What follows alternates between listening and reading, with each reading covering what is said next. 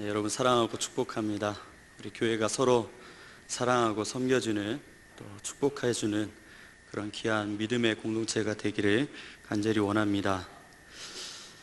요즘 되게 은혜 가운데 살고 있습니다. 특별히 하나님께서 요즘 너무나 자주 저를 찾아오셔서 말씀을 하십니다. 길을 걸을 때에도 그리고 운전할 때에도 갑자기 주님께서 말을 걸어주셔서 운전은 하고 있지만 머릿속에서는 주님과 대화를 하고 있을 때가 요즘 참 많이 있습니다. 근데 참 죄송한 거는 제가 영적으로도 이렇게 잘하고 있고 삶의 모습이 좋아서가 그런 게 아니라 주님의 오심은 여전히 은혜라는 것입니다. 그래서 저에게 계속 비전을 주시고 은혜를 주시고 있습니다. 주님이 음성을 주시는 것은 뭐 하루 이틀이 아니라 우리가 예수님 믿고 난 이후에 교제가 시작이 되고 세워지고 있습니다. 그래서 날마다 아침마다 말씀을 묵상할 때 그 하루를 어떻게 살아가야 될지 주님 우리에게 말씀해 주시고, 또 특별히 저에게는 한 해마다 하나님께서 그 해에는 내가 어떤 일을 해야 될지, 어떻게 살아야 될지 방향에 대해서 말씀해 주십니다. 그래서 그대로만 순종을 하면, 제가 잘하든 못하든 그 방향대로만 가기만 하면 주님이 역사하실 때를 많이 보게 됩니다. 특별히 우리 교회에서 학생부 안에서 밥스쿨이라는 것은 일주일 동안 아이들 데리고 합숙하면서 말씀 훈련하는 것, 굉장히 수련회와 함께 그것을 하는 것은 각 가정에서도 부담이고 저에게도 가정이 있기 때문에 부담되는 일입니다. 그렇지만 순종하고 해 나갈 때 하나님께서 역사하시는 것들을 보게 되고 그 은혜가 너무나 큰 것을 알고 있습니다. 특별히 올해에는 주님이 주셨던 비전 중에 하나가 뭐냐면 양육훈련을 하라는 것이었습니다. 그래서 학생부와 청년들을 말씀으로 양육하고 훈련해 가는 그 과정을 부족하지만 해 나가고 있습니다. 그래서 주님이 부족한 종을 통해서 청년들과 학생들의 마음을 만져주시는 것들을 경험하고 있습니다. 특별히 올 여름에 7월 8월에는 하나님이 이렇게 말씀하셨습니다. 올 여름에 뜨거운 여름보다 더 뜨거운 심령을 준비하라.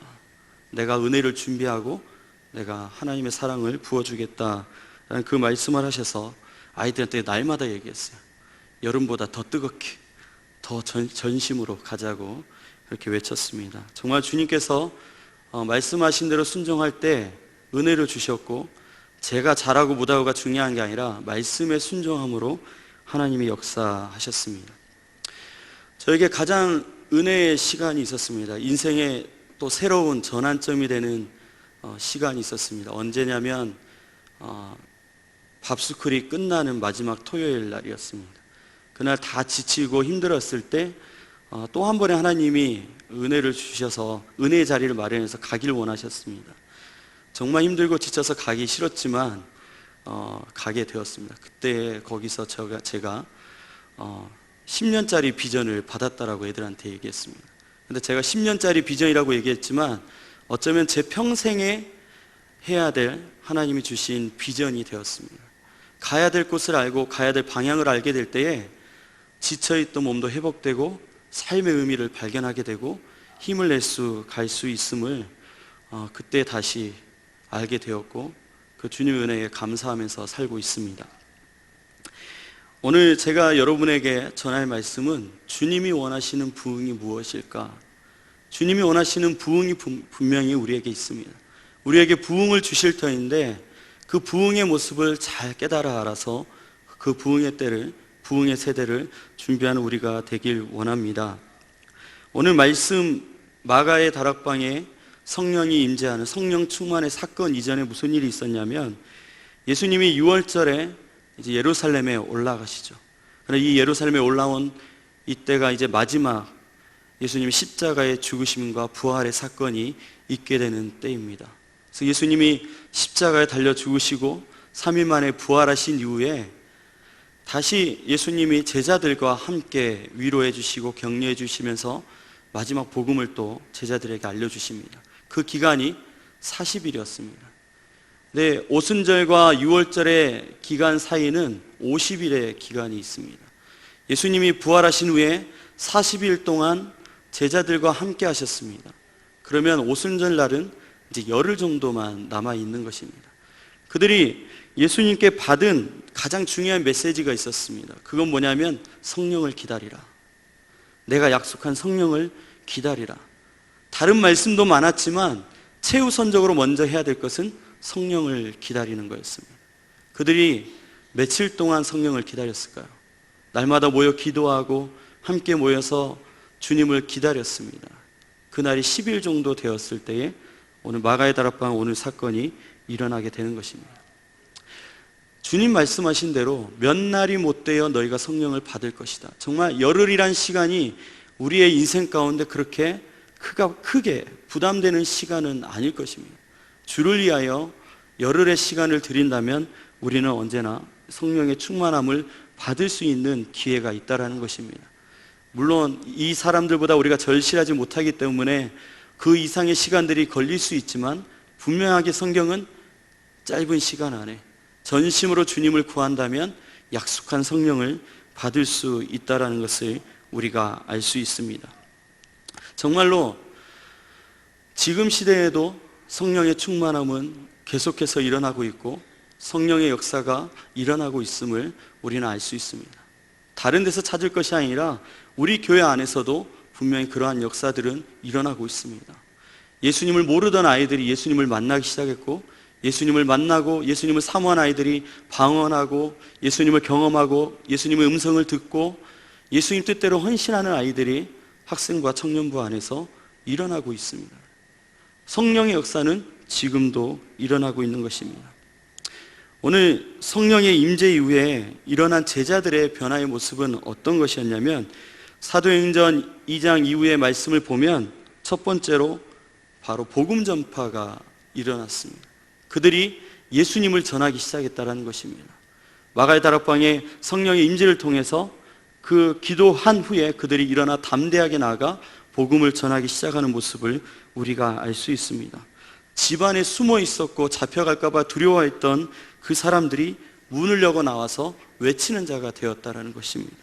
내 안에 예수 그리스도, 내가 만난 예수 그리스도, 그분이 메시아이고 하나님의 아들이신 것을 선포하는 이 첫 번째 변화, 예수 그리스도를 전하는 자가 되었다라는 것입니다. 그들에게는 두려움이 없이 담대함으로 하나님을 전하기 시작했습니다.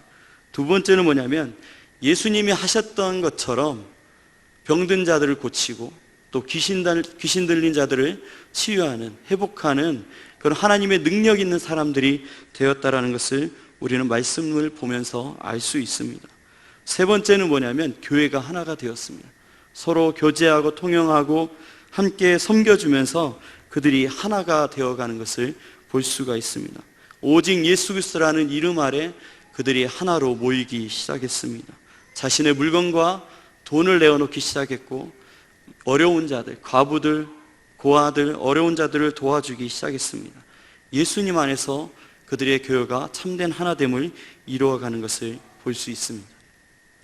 이것은 제자들 안에서의 변화였습니다. 그들의 심령 안에서의 변화였습니다. 우리들도 똑같이 성령 충만함을 받으면 내 안에 예수 그리스도를 전하고 싶습니다. 그리고 하나님의 능력으로 힘있게, 자신감 있게 주의 능력으로 살아갈 수 있습니다.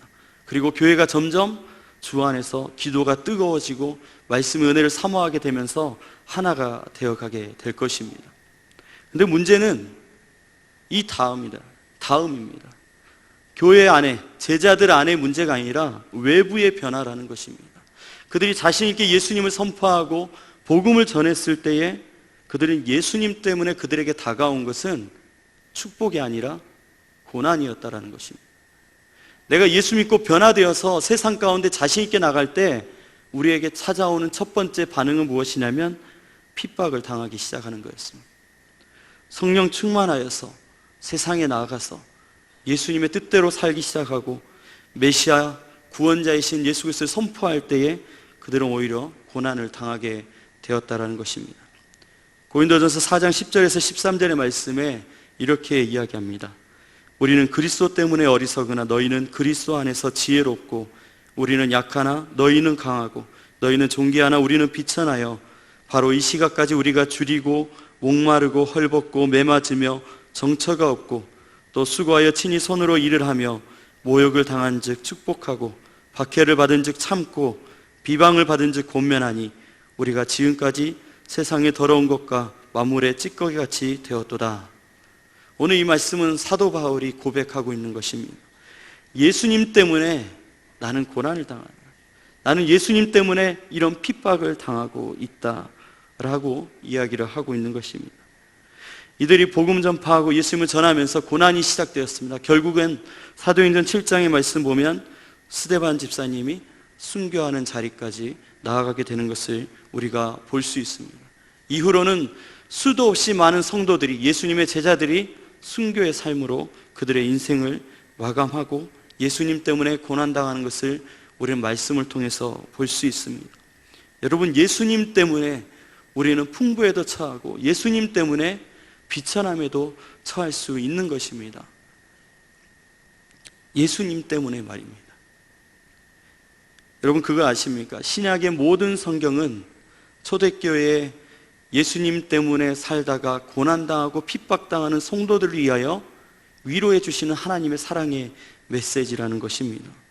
신약의 모든 성경은 예수님 때문에 살다가 고난당하는 자들에게 주시는 하나님의 메시지라는 것입니다. 고난과 핍박으로 우리의 믿음이 약하여져서 넘어질까봐 하나님이 우리에게 힘을 주시고 교회에게 주시는 하나님의 사랑의 편지라는 것입니다. 그들이 이 말씀을 통하여서 사도 바울과 베드로와 요한과 수많은 사도들의 이 성경의 말씀을 받으면서 그들이 다시 믿음으로 그 고난을 이겨나가고 믿음으로 달릴 수가 있었던 것입니다. 그 결과로 인해서 그 복음이, 예수님의 십자가의 은혜가 오늘 이 땅을 살아가는 우리에게까지 이어지게 된 것입니다. 그들의 순종이, 그들의 믿음이 오늘 우리에게까지 닿게 된 것임을 우리는 기억해야 될 것입니다. 그들이 고난을 이겼기 때문에, 믿음으로 고난의 길을 나아갔기 때문에 우리는 이 고난 가운데서 복음의 능력을 이어받을 수 있었습니다. 우리나라의 중요한 전환기 중에 하나가 1907년을 얘기하고 있습니다. 이때에 부흥의 역사가 일어나게 되죠. 그 안에 내용을 보면 일주일 정도의 사경회가 있었습니다. 말씀을 배우고 함께 기도하고 집회하는 그 시간들이 있었는데, 그 끝나는 마지막 날 많은 집회에 모였던 사람들이 돌아가고 한 1500명 정도에서 한 700명 정도가 남아있게 되었다고 합니다. 돌아가지 않고 그들이 남았습니다. 그 남아있는 자리에서 한 사람씩 일어나면서 회개하고, 나는 이런 죄를 지었습니다, 나는 이런 사람입니다 고백하면서 그때의 부흥의 시작이, 회개의 역사가 일어나기 시작했다는 것입니다. 그때 남아있던 자들이 진짜 성령의 역사를 시작하게 되었고, 그 회개의 역사가 전국 곳곳으로 이어지게 되었습니다. 그래서 부흥이 시작되는 걸로 알았습니다. 하나님의 축복이 이 땅 가운데 임하게 될 것을 기대했습니다. 그럼 우리가 역사를 알듯이 그 이후에 한국의 남북전쟁과 분단의 현실을 지금까지 감당하고 있습니다. 또 IMF 위기도 있었습니다. 지금 경제적으로 참 많이 어렵죠. 부흥을 주신다고 하셨는데, 분명히 하나님을 믿는 사람들 점점 많아지고 하나님의 사랑 가운데 살고 있는 사람들이 많았지만 우리의 현실은 고난이었습니다. 우리의 현실은 배고픔이었고 여전히 전쟁의 위기와 아픔이 그대로 있었다는 것입니다. 2007년이 되었습니다. 100년 전에 1907년에 있었던 그 부흥이 다시 한번 일어나기를 원해서 함께 모였습니다. 우리 교단도 함께 모여서 같이 기도하고 예배를 드렸습니다. 그러나 이때 기대했던 것은 부흥이었습니다. 그런데 이때 아이러니하게도 모든 기독교가 하나 되기를 원하고 부흥되기를 원했지만 세상으로 듣기 시작한 말이 있습니다. 개독교라는 말이 2007년부터 시작되었다고 합니다. 왜냐하면 이제 그 사건의 하나가 분당 샘물교회에서 선교를 나갔다가 피랍되는 사건으로 인해서 그때부터 그러한 말들이 인터넷에 떠돌기 시작했고, 우리의 기독교는 점점 바닥으로 추락하기 시작한 상황이 있었습니다. 많은 기독교의 리더들이 생각한 부흥은 뭐였냐면 이제 다 그런 것은 아니지만 정치적으로는 기독교 당이 창단되어서 크리스찬 대통령이 세워지면 기독교가 우리나라 가운데 자유롭게 더 충만하게 성장하지 않을까 하는 분들이 계셨다라고도 합니다. 그러나 주님이 우리에게 주신 것은 바닥으로 내려가게 하셨습니다. 부흥은 낮은 곳에서 시작된다라는 것을 주님이 우리에게 다시금 얘기하셨습니다. 초대교회 성도들이 예수님을 증거하다가 죽임을 당하고 핍박을 당하고 집을 잃어버리고 흩어져야 했던 것처럼 예수님 때문에 우리는 낮은 자리로 나아가게 될 것입니다. 부흥의 시작은 낮은 자리부터, 죽음으로부터 시작되는 것입니다. 우리의 구원도 예수님의 죽음으로부터 시작된 것처럼 우리도 죽어야 다시 사는 부흥의 세대로 서게 될 것입니다. 여러분, 주님이 원하시는 부흥은 고난으로부터 시작됩니다. 이것을 인정하지 못한다면 우리는 믿음으로 한 걸음도 나아가지 못할 것입니다. 우리에게 다가오는 이 고난은 정금과 같은 믿음으로 세워질 것입니다. 그러므로 우리에게 주시는 그 고난을 믿음으로 감당하고 믿음으로 이겨나갈 수 있는 저와 여러분이 되어야 될 줄 믿습니다. 그러면 주님 왜 우리에게 고난을 주실까요? 주님이 원하시는 기대가 우리에게 있기 때문에 그렇습니다. 첫 번째는 온전한 하나님의 사람이 되는 것이 주님의 기대입니다. 하나님의 세대는 계속돼야 됩니다. 주님 오시는 그날까지 하나님을 섬기고 따라가는 믿음의 세대는 계속적으로 이어져야 됩니다. 그런데 그렇게 되려면 무엇이 우리를 하나님을 찾게 만들고 무엇이 우리의 믿음을 성장하게 만들까요? 우리의 삶이 여유가 있고 우리의 삶 가운데 풍부해지면 많은 사람들이 주님을 간절히 찾기보다 자신의 시간, 자신이라는 나라는 시간은 나라는 단어가 들어가서 점점 주님보다는 우리를 위해, 나를 위해 살아가는 인생이 되어지는 모습이 되어진다는 것입니다. 누가복음 18장 8절에 이렇게 얘기합니다. 인자가 올 때에 믿음을 보겠느냐. 예수님이 다시 올 때에 우리에게서 하나님이 믿음을 다시 볼 수 있겠느냐라고 우리에게 말씀하고 있습니다. 우리의 현 상태의 믿음은 2% 그 음료수처럼 너무나 희석되어서 세상의 풍조와 교훈에 끌려다니는 형국이 되어 있진 않은지, 그런 세대가 되어 있지 않은지 보게 되는 것입니다. 정금과 같은 믿음을 볼 수 없는 시대가 되었습니다. 목회자나 성도들이나 할 것 없이 모두가 다 그렇습니다. 세상은 점점 악해지고 우리는 더욱더 우리의 믿음은 그 세상의 영향을 받아 설 수밖에 없을 것입니다. 이때 우리의 믿음을 지키고 성장하고 성숙할 수 있게 하는 것은 고난 이외에는 방법이 없습니다. 예수님 믿기 때문이라는 이 공식이 자주 나와 부딪히는 상황이 돼야만 예수님 때문에 고난에서 주를 보게 되고 예수님 때문에 주께로 돌이키는 인생이 되어질 수 있는 것입니다. 그럼 문제는 여기서부터 또한 시작이 됩니다. 정금과 같은 믿음으로 세워지는 자가 있는 반면에 예수님 때문에 이러한 삶으로 고난과 고통과 아픔 가운데 살아가야 된다면 나는 싫다, 거절한다, 또는 타협하고 내 뜻대로 살기로 작정하는 사람들이 있다라는 것입니다. 마지막 때에 어쩌면 이것이 교회 안에 알곡과 가라지로 나누어지는 것이고 양과 염소로 나누어지는 것이 아닐까라는 생각이 듭니다. 두 번째는 하나님께서 우리에게 기대하시는 것은 하나님의 온전한 일꾼이 되는 것입니다. 우리가 왜 창조되었고 왜 태어났는가, 이 땅에 존재하는 이유를 우리는 분명히 알아야 됩니다. 그것은 태초나 지금이나 똑같습니다. 오직 하나님의 영광을 위하여 우리는 이 땅에 존재하는 것입니다. 여러분, 이것을 믿습니까? 하나님의 영광을 위하여 우리는 존재하는 것입니다. 예수 그리스도를 믿는다는 것은 나는 하나님의 영광을 위하여 산다라는 것을 고백하는 것입니다. 예수님이 내 인생의 도구가 아니라, 예수님이 나의 수단이 아니고, 믿음이 나의 수단이 아니라 분명한 믿음의 근거는 주를 위해 사는 것입니다. 주님의 영광을 위하여. 그러므로 우리가 주를 위하여 풍부에도 비천에도 처할 수 있는 것입니다. 이 본질을 잃어버리면 우리의 믿음은 거짓된 것이고 헛된 것이 될 수 있습니다. 예수님 믿으면 성공하고, 예수 믿으면 내 인생이 잘 되어지고, 그것만 우리가 믿고 산다고 한다면 예수 믿으면 시작되는 고난에 대해서는 우리가 받아들일 수 없게 될 것입니다. 죽음이 시작됩니다. 아픔이 시작됩니다. 여러분, 그것을 이해하십니까? 진짜 예수님을 믿는 사람들은 이 말이 무엇인지 알 것입니다. 예수 믿는 사람들의, 믿음을 가진 사람들의 특징은 무엇이냐면 주님이 오실 날을 기다리는 것입니다. 이 고난의 날이 끝나는 날이 바로 주님이 오시는 날이기 때문에 그렇습니다. 주님의 영광의 날, 주님이 다시 오심을 기다리면서 주님 앞에 살 수 있는 것입니다. 주님이 오셔야만 이 아픔, 말하지 못하고 있는 내 고통, 이 억울함을 주님께서 풀어주실 줄 우리가 믿고 있기 때문에 그렇습니다. 이제 말씀의 결론을 맺고 정리하려고 합니다. 우리가 다시 기억할 것은 신약 성경의 모든 기록은 예수님 때문에 사는 자들을 위해서 쓰여졌다는 것입니다. 예수님 때문에 사는 자들, 이들의 특징이 무엇이었습니까? 예수님 때문에 고난을 당했다는 것입니다.